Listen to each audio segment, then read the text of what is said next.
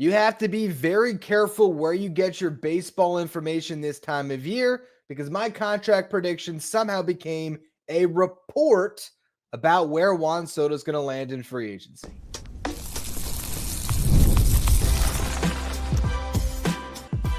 You are Locked On Mets, your daily New York Mets podcast. Part of the Locked On Podcast Network, your team every day. Hello to all you amazing Mets fans. You're watching Locked On Mets, part of the Locked On Podcast Network, your team every day.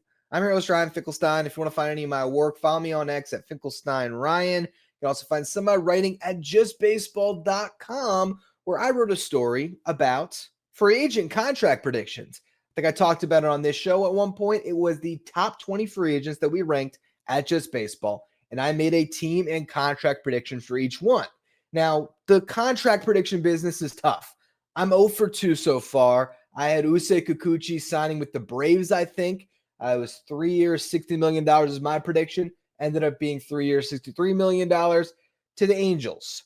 Then I had Blake Snell going back to the Giants on a 5-year, $155 million deal. Ends up signing with the Dodgers for $182 million. So it's not always easy to predict contracts. It's a tough game to get in. But we write the article because it's fun. We have a contract prediction contest over at Just Baseball. It's a way to create some engagement, but it is clearly framed contract predictions. There ain't no reporting going on here. I don't have any sources. I don't pretend to, like others do. So imagine me tonight. Night's winding down. It's 11:30.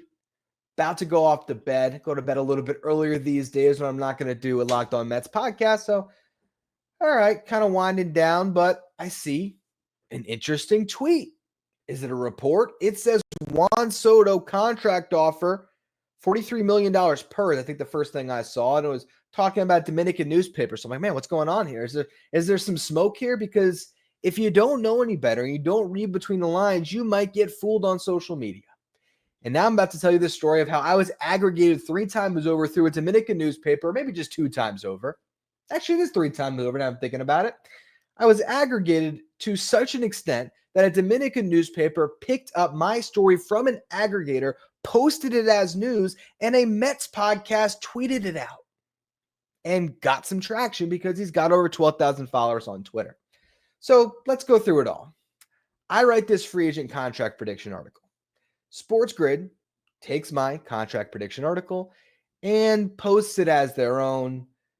Little bit different as far as how many contracts they put in there, but every single contract is identical to mine. It happens. It's frustrating, but it is what it is. A lot of times there's websites that'll just take what you wrote and publish it as their own. So that's its own thing that I'm already frustrated about, but hey, that's my other job. It shouldn't cross over to Locked On Mets. That's for Just Baseball. Well, elmasacre.com, a Dominican newspaper, published a story based on Sports Grid's article, their report. And here's the title: Mets ofrecen contrato histórico a Juan Soto. Which talks about a 15-year, $645 million deal. Oh, that's identical to what I predicted. That's interesting. The Mets Cast pod, and I hate to shout out on their Mets podcast on my show, but considering it is showing that you should not be following him on Twitter if you want actual real information, and shows that he is just out here to try to get a following, and I get it. It's not easy in the Mets content creator game. There's a lot of different people trying to get in on this. I don't entirely blame them, but I mean, this one is just an oversight to a pretty bad degree because you got to know where you're getting your information. There's some people to trust and there's others not to. And I guess if you are posting on an account like this, you don't really care. You just care about the clicks and the follows. But here we go. He tweets out, Dominican newspaper El Masacre reports that the New York Mets, New York hashtag Mets, you got to get those eyeballs, have offered star outfielder Juan Soto a 15-year contract worth $645 million. Then he says, who knows, ... Follows it up with another tweet that says $43 million per hashtag Juan Soto. He's trying to get you from all lenses. And he screenshots his Spanish to English translator of the story. Here's the translation. New York Mets have presented a historic offer to Dominican outfielder Juan Soto, seeking to secure his talent for 15 seasons and $645 million, as reported by Sports Grid. This proposal would be the second highest contract in MLB history, behind only Shohei Ohtani's recent deal with the Dodgers. So, this Dominican newspaper finds Sports Grid's article, which was aggregated and ripped from Us at Just Baseball. And Sports Grid did not report anything. Like, Sports Grid is not at fault for false reporting. They're at fault for aggregating our site and posting our predictions as their own. Again, story for another day. But this Dominican newspaper either didn't know it or didn't care, writes the story as if it has been reported, and Metscast doesn't do enough due diligence to realize that this comes from a prediction article and tweets it out to create some impressions to get people to engage with their account. Got over 300 likes, bunch of retweets, seen over 52,000 times. Yeah, that's how you do it. That's how you get followers, but that's not good information. This is why you have to be very careful where you're getting your information this time of year. And I promise on this show, I don't ever have any sources, and I don't pretend to. I don't. When a Jeff Passan or a Ken Rosenthal, when one of these credible reporters says something, you listen. Heck, even Andy Martino, I know a lot of people might not like him for his personality, but for the most part, Andy Martino is a credible journalist that when he puts something out there, for the most part, he has fact-checked his information, and he is pretty clear about it. You can trust Andy Martino's information, whether you like his commentary or not, or how he presents his information. I don't love Andy Martino, but if he said, I'm hearing the New York Mets have a 15-year, $645 million contract offer on the table for Juan Soto, I'd perk up and listen. But I would not take it from El Massacre, from Sports Grid, and certainly not from Metscast, just regurgitating two different levels of aggregation. So what I can tell you is that if Juan Soto signs a 15-year, $645 million contract, none of these people heard it first, because it came from my story that I wrote 2 weeks ago that has been wrong twice. I am owning that so far I'm 0 for 2 on predictions, and I promise you there is a much better chance that I'll go 0 for 20 than I'll get the Soto contract right on the dot. I might get the team right. I hope Juan Soto signs with the Mets. But the crazy thing is, I thought about making that contract offer, or making a contract offer that I thought the Yankees would give Juan Soto. And I don't think that the Yankees would give Juan Soto 15 years. I don't. The reason why I think the Mets, as I talked about on this show after I wrote the story, the reason why I think the Mets might land Soto is because I believe they might be the team that goes to 15 years. If I was to make the prediction for the Yankees, I probably would have done a more inflated average annual value on a shorter term deal. And if I did that, if I said, 11 years, 550, if that was my prediction, New York Yankees sign Juan Soto 11 years, 550, El Massacre would have written the story about the New York Yankees offer to Juan Soto. And I guess Metscast probably wouldn't have picked it up, but you never know. So again, this show is just a public service announcement to be very careful where you get your information this time of year. And I will tell you, there was a little bit more credible of a, I don't know if I want to say a report, but some commentary on the Juan Soto story from a credible reporter, Randy Miller, that we're going to talk about in the next segment, that at least has enough behind it that we can sink our teeth into. So we'll talk about that in just a minute. First, though, quick word from our sponsors. Today's episode is brought to you by FanDuel. Get ready to tackle the NFL action with FanDuel, America's #1 sports book. Because right now, new customers can bet $5, get $150 in bonus bets if you win. The FanDuel Sportsbook app gives you everything you need to place live bets on the NFL. It's all in one place. So if you get a hunch in the middle of the game, you can check out the latest stats, live play-by-play, and so much more on the same page where you place your bets. Just visit FanDuel.com to join today. You're going to want to make sure you get that first bet right, because you're going to get started with $150 in bonus bets again if you win your first $5 bet. That's FanDuel.com, America's #1 sportsbook. Stay up to date with all the latest in the world of sports when you check out Locked On Sports Today, streaming 24/7 on YouTube. And if you're watching on YouTube, do me a favor, hit that subscribe button. Next goal is to get to 11,000 subscribers, and I believe we haven't quite hit it just yet. So do me a favor, hit that red subscribe.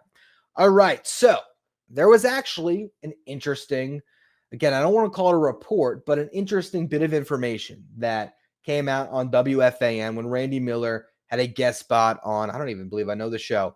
I don't even see an exact show that was listed here, but essentially it came down to this. On the show, he said, I'm hearing the Yankees will top out probably in the $550 million range. I believe that Soto has at least 2 and maybe 3 offers already over $600 million. Here's an important note that he says, though. I haven't confirmed that, but that's what I believe. Who's Randy Miller? Randy Miller is a Yankees beat writer for NJ.com. A little more credibility than El Masicre. Now, again, this is what he's hearing. This is him talking on a radio show. It's not something that he put his name on in a story. The last time he published something on Juan Soto, it was on November 25th. He said Juan Soto has offers from Yankees, Mets, 3 others. I'll be honest, I don't subscribe to NJ.com, so I don't know what his story entailed, but the bottom line is this was not something that he was writing and putting his name on. It was him talking on WFAN. But as a Yankees beat writer, he probably has some sources. He is probably getting some conjecture on this. He has more information than I do, certainly. And what he is hearing as a Yankees beat guy is that the Yankees will top out probably in the $550 million range. Essentially saying that his inclination from what he knows is he does not believe the Yankees are going to get to $600 million. And there's at least 2, maybe 3 offers already there. He said, I'm hearing the Yankees fear the Red Sox more than anyone. I think the Mets are definitely in play and the Red Sox are in play. I don't think he's going to the Yankees. And he also noted on the spot that he thinks the Yankees will finish 4th in the Soto bidding. I do want to credit that Danny Abriano was the one that kind of put some spotlight to this hit. He writes for SNY, and so he actually tweeted out what I just read, a screen grab of, I guess, something he either wrote out or whatever it was. But the bottom line is a Yankees beat writer believes that the Yankees are going to finish 4th. Now, is that for certain? Not necessarily, because who knows if Hal Steinbrenner is talking to Randy Miller and maybe Hal has a change of heart and he decides to put $650 million in front of Juan Soto, and maybe that gets the job done. But if you believe that Juan Soto is going to the highest bidder, it's starting to seem like that might not be the Yankees, and it would make sense in some respects for it not to be the Yankees. They were in on Yoshinobu Yamamoto, but they were in on him under their parameters. Now, who knows? The average annual value of the Yankees offer might be better. They might offer more opt-outs, and ultimately Juan Soto has to take the contract that's best for him, and the Yankees might present a contract that they feel is best for him. Like I mentioned, if I was predicting the Yankees, maybe I would have said 11 years, $550. Okay, well, that would be $50 million per season. Maybe that is better than the Mets offer or the Red Sox offer. My prediction for the Mets was they would get him based on a 15-year offer. And the reason why I thought the Mets would go to 15 years is because I believe that the Mets would care about the luxury tax, maybe want to get the average annual value down, and would help Scott Boras and Juan Soto achieve what they want, which is breaking records.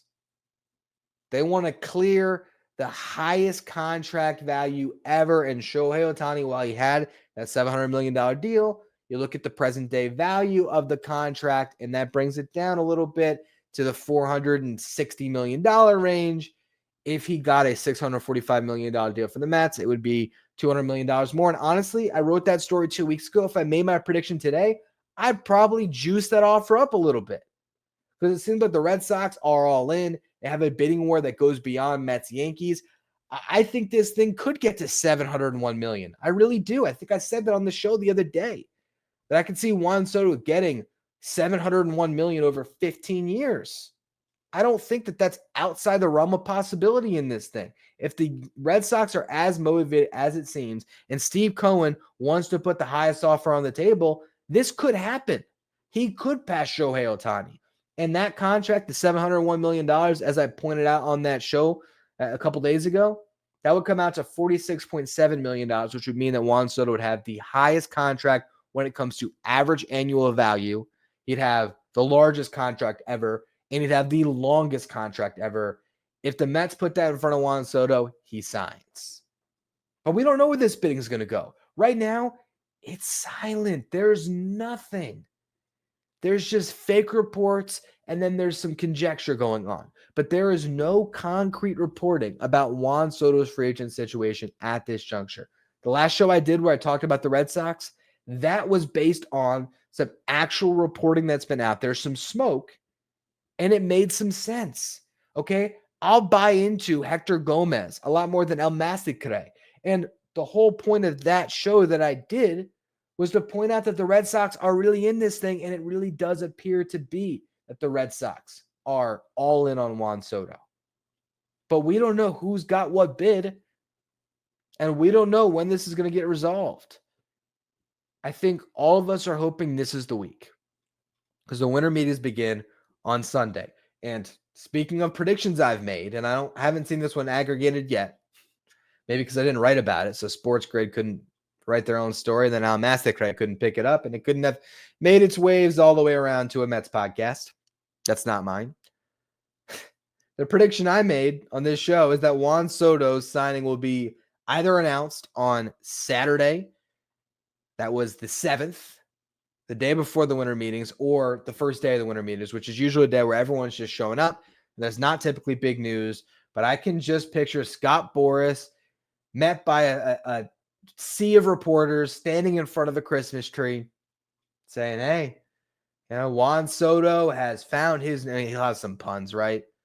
The number one free agent has found his home with the New York Mets on a historic contract that is commensurate to his talents as one of the greatest players in MLB history for what he's accomplished at the age of 25.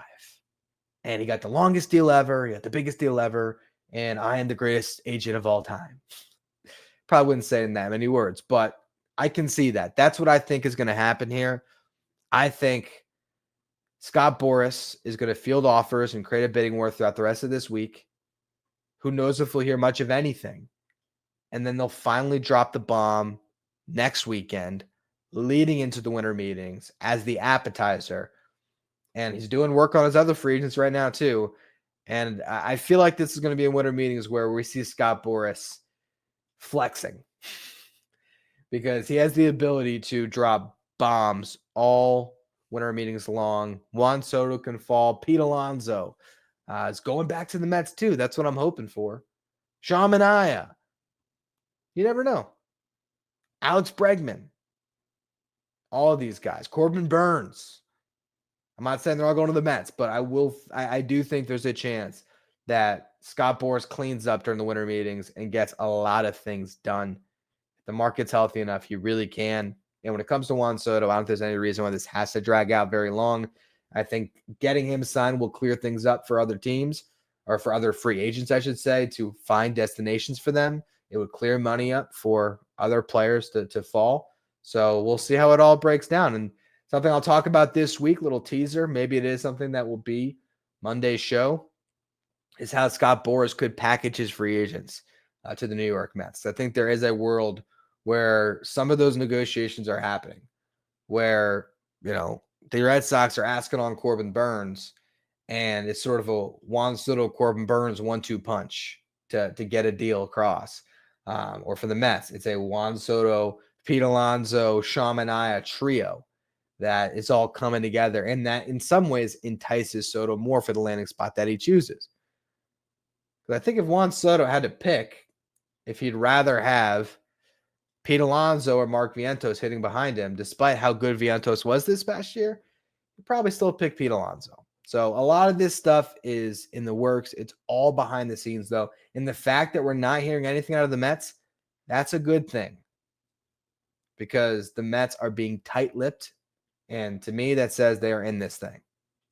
And we just have to see exactly what happens. But again, be careful where you get your information. Make sure it's coming from a credible reporter. And if you can't sift through it all, that's why you can listen to Locked On Mets every single day. If something credible is reported on with Juan Soto or any free agent, I'll give you that information and you'll get it on this show every single day throughout the offseason. Also, if you want to be a little bit more inside, we have our Locked On Mets texting service where, again, that's the first place I'm going to go. I might not record a podcast as soon as I find whatever credible report that's out there on Juan Soto. But when I do get something juicy like that I find and I this is actually has some smoke to it, we should actually pay attention to it. The first place I go is the Locked On Mets Insiders. You can find a link in the episode description. Go to subtext.com/LockedOnMets to subscribe. Anyway, that's going to be all for today's show. Again, tomorrow, I think, unless we get some real news, I will talk about probably a story I'm going to write for Just Baseball about how Juan Soto could package his free agents. So make sure you check that out. If you are listening on the audio side today, make sure you follow, rate, and review wherever you get your podcast. If you're watching on YouTube, again, hit that subscribe button. You can follow me on X at FinkelsteinRyan. Follow the show at Locked On Mets. Thank you for making Locked On Mets your first listen, your first watch every day, not for your second watch. Head over to YouTube and check out the first ever 24/7 streaming channel that covers everything in the world of sports. We're talking about Locked On Sports Today with our local hosts from each team, league-wide hosts from each league. Find Locked On Sports Today streaming 24/7 on YouTube.